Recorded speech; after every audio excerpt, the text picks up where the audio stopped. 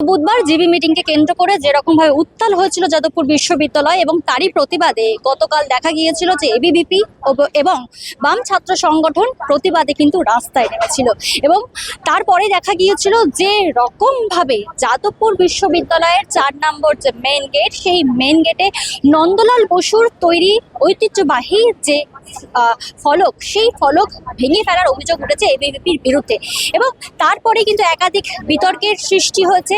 এবং আজ আমরা দেখতে পাচ্ছি যে যাদবপুর বিশ্ববিদ্যালয়ের যে খেলার মাঠ, সেই খেলার মাঠ থেকে নাগরিক মহামিছিলের ডাক দিয়েছে বামেদের ছাত্র সংগঠন। আমি একটু দেখানোর চেষ্টা করব, অভিনবকে বলবো সেই ছবিটা দেখাতে, যে বামেদের ছাত্র সংগঠনে যে রকমভাবে একাধিক শাখা আজকে অংশগ্রহণ করেছে, এআইডিএসও, আরএসওয়াই এবং তার পাশাপাশি আইসা এবং পিডিএসএফ, বিশেষ করে যে ছাত্র সংগঠনকে কেন্দ্র করে এই যে মিছিলের ডাক দেওয়া হয়েছে তা হলো এসএফআই। দেখতেই পাচ্ছেন যে তারা কিন্তু পায়ে পা মিলিয়েছে এবং যেহেতু নাগরিক মিছিলের ডাক, কারণ এই যে মিছিল, সেই মিছিলে কিন্তু শুধুমাত্র ছাত্ররা অংশগ্রহণ করেনি, নাগরিকরাও কিন্তু, অর্থাৎ বাম ছাত্র সংগঠনের সমর্থনে বাম সমর্থক কর্মীরাও কিন্তু এই মিছিলে অংশগ্রহণ করেছে। দেখুন, গোটা বিষয়টা খুব স্পষ্ট যে এই কিছুদিন কালকেই সম্ভবত এবিভিপির নেতা বলছিলেন যে কারা পতাকা নিয়ে যে ইউনিভার্সিটিতে ঢুকেছে আমরা জানি না, এবিভিপির সাথে এর কোনো সংযোগ নেই। বিজেপির নেতারা বলছেন, এদিকে সর্বনী মুখোপাধ্যায় বলছেন এবিভিপির ছেলেটা আমার কোলের ছেলে, কিন্তু বিজেপির নেতা সমীক ভট্টাচার্য বলছেন বিজেপি এবিভিপির কোনো সম্পর্ক নেই। অর্থাৎ গোটা দায়টা অস্বীকার করার চেষ্টা চলছে এবং রাজ্য সরকারের ক্ষমতায় থাকার জন্যে আজকে যাদবপুর ইউনিভার্সিটির ভিতরে 200-300 জন বিজেপির বহিরাগত গুন্ডা ঢুকতে পারছে গার্ডদেরকে সম্পূর্ণ অস্বীকার করে। ফলে আমরা জানি আমরা এই মুহূর্তে দাঁড়িয়ে শাসকের বিরুদ্ধে লড়াই করছি। এবিভিপির বিরুদ্ধে লড়াই করা মানেই এখানে শাসকের বিরুদ্ধে লড়াই করা। অর্থাৎ আমাদের মনে হয় আমরা এই মুহূর্তে অনেক ধৈর্য নিয়ে এবং যতক্ষণ না পর্যন্ত গোটা ঘটনার নিরপেক্ষ তদন্ত শুধুমাত্র নয়, তারপরে শাস্তিমূলক পদক্ষেপ নেওয়া হচ্ছে, ততক্ষণ পর্যন্ত আমরা রাজপথে থাকবো। আমি এটাই দেখছি যে যাদবপুরের পড়ুয়াদের যেভাবে তারা একটি উন্নত, প্রগতিশীল, উদারনৈতিক, যেভাবে মুক্ত চিন্তার একটি পরিসর এবং ডিগ্রির বাইরেও পড়ুয়ারা যেভাবে সমাজে চলা যে কোনো অবদমন, মার্জিনালাইজেশন, শোষণের বিরুদ্ধে হিস্টোরিক্যালি পথে নেমেছে যাদবপুরের পড়ুয়ারা, সেই যাদবপুরের পড়ুয়াদেরকে কিভাবে ভয়ঙ্করভাবে আক্রমণ করেছে এবিভিপির গুন্ডারা। ফলে নাগরিক অধিকার আন্দোলন কর্মী, মানবাধিকার কর্মীরাও পথে নেমেছেন, অ্যাক্টিভিস্ট, বুদ্ধিজীবী, সাংস্কৃতিক কর্মীরাও পথে নেমেছেন এবং পড়ুয়াদের এই আক্রমণকে বিজেপি এবং এবিভিপিকে তীব্রভাবে আমরা এই মৌলবাদী দলকে আমরা ধিক্কার জানাই এই মিছিল থেকে। জাতীয় শিক্ষানীতির প্রশ্নে আমরা 2020 সাল থেকে আমাদের অবস্থান বলে আসছি। জাতীয় শিক্ষানীতির যে ল্যাবসগুলো আছে, যেভাবে ছাত্রদের ওপরে সস্তায় শ্রমিক তৈরি হওয়ার যে ইন্টার্নশিপ, তার চাপ যে বাড়ছে, যেভাবে গোটা অবিজ্ঞানসম্মতভাবে একটা রুটিন সাজানো হয়েছে, যেখানে একজনের ছাত্রের যে মানসিক চাপ, তার বাইরে তার যে অবসর দরকার, সেই অবসরের সময়টা ক্রমাগত সংকুচিত হচ্ছে। এই সব নিয়ে আমাদের নির্দিষ্ট বক্তব্য, নির্দিষ্ট ড্রাফট রেজলিউশন আমরা তৈরি করে দিয়েছিলাম এবং যাদবপুর বিশ্ববিদ্যালয়ে কিন্তু আমরা তার বিকল্প ব্যবস্থা, বিকল্প কাঠামো বজায় রেখেছি।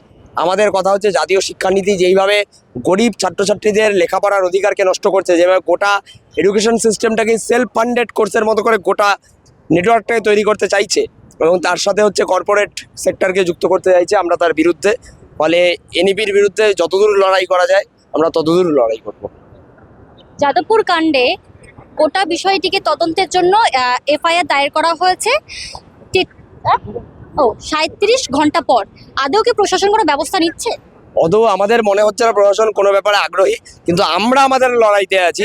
আমরা আজকেও ভিসিকে সেই চাপ দিয়ে যাচ্ছি যেন তারা সেই এফআইআর করে এবং যে তদন্ত কমিটি হয়েছে, সেই তদন্ত কমিটি দ্রুত, স্বচ্ছতার সাথে, নিরপেক্ষতার সাথে তাদের তদন্তের রিপোর্ট বের করে। এই হচ্ছে আমাদের দাবি। আমরা আবার প্রশাসনের কাছে যাব, আমরা ইউনিভার্সিটি প্রশাসনিক দপ্তরে ফের যাব এবং রাস্তাতেও আছি।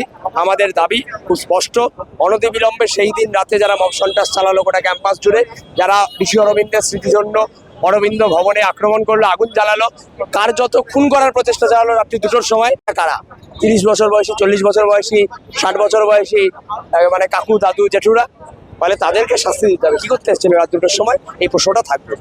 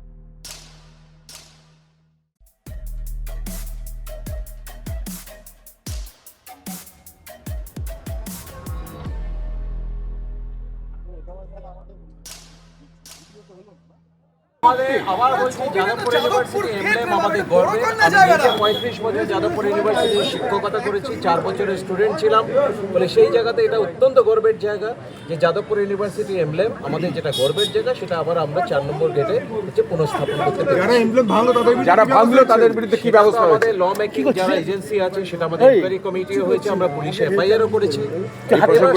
এই পার্টিকুলার এখানে আছে পুলিশে যে এফআইআর করেছে তাতে এখানে এই এমব্লেম ভাঙার ইস্যুটাও আছে। তো সেটা সেই এফআইআর আমরা যাদবপুর পুলিশ স্টেশনে পেছনে কেউ নেই তো সেই অনুযায়ী Obviously, খুবই এটা অত্যন্ত খারাপ জিনিস, এটা আমাদের অত্যন্ত গর্বের জায়গা, কারণ এটার সঙ্গে যাদবপুর ইউনিভার্সিটি যেটা একটা এত বড় একটা তার একাডেমিক এক্সেলেন্স রয়েছে তার কিন্তু সম্মানযোগ্য।